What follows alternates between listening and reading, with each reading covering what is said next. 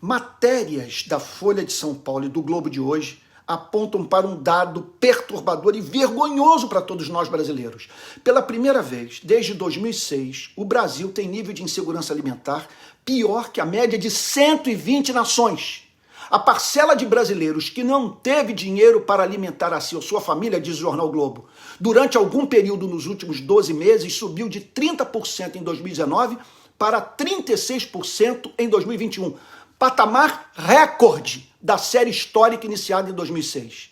A insegurança alimentar entre os 20% mais pobres no Brasil saltou de 53% em 2019 para 75% em 2021.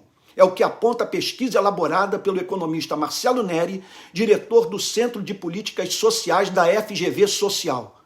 Considerando, portanto, a média de 120 países, a insegurança alimentar aumentou 1,5 ponto percentual no mundo contra 6 pontos percentuais no Brasil. Ou seja, o aumento equivale a 4 vezes o registrado na média mundial.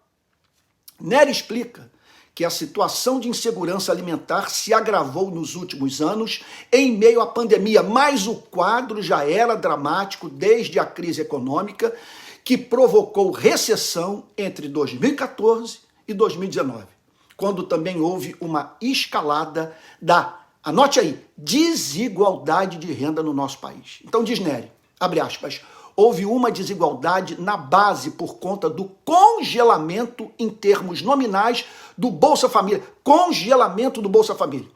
E ele prossegue dizendo que ficou por muitos anos sem recomposição do valor. A gente tem entre os 20% mais pobres um nível de insegurança alimentar comparado a alguns países africanos como Zimbábue e Serra Leoa. A África, diz Neri, é aqui. E entre os 20% mais ricos, o nível de insegurança alimentar nos aproxima da Suécia.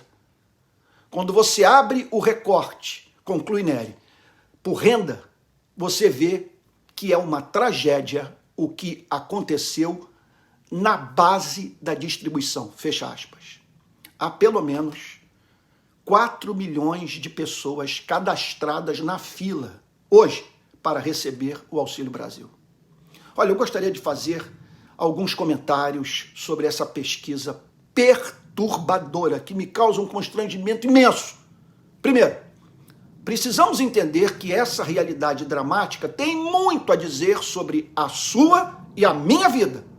Essa gente morre de fome porque, historicamente, os que poderiam clamar em favor dos desfavorecidos se calam.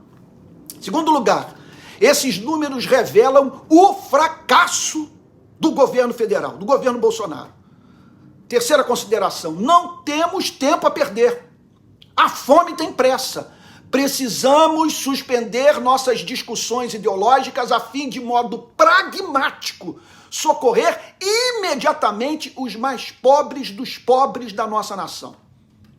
Quarta consideração, não podemos votar em hipótese alguma em candidato à presidência da República que não tenha como meta espantar ainda no primeiro ano do seu mandato, porque temos recursos para isso, o fantasma da fome dos milhões de lares brasileiros.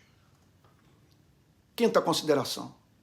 A distribuição de renda é a principal demanda moral que pesa sobre os ombros da sociedade brasileira e do poder público.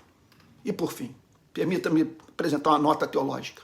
A fome é algo tão grave aos olhos de Deus que as Escrituras pedem que não deixemos até mesmo os nossos inimigos ficarem privados do pão.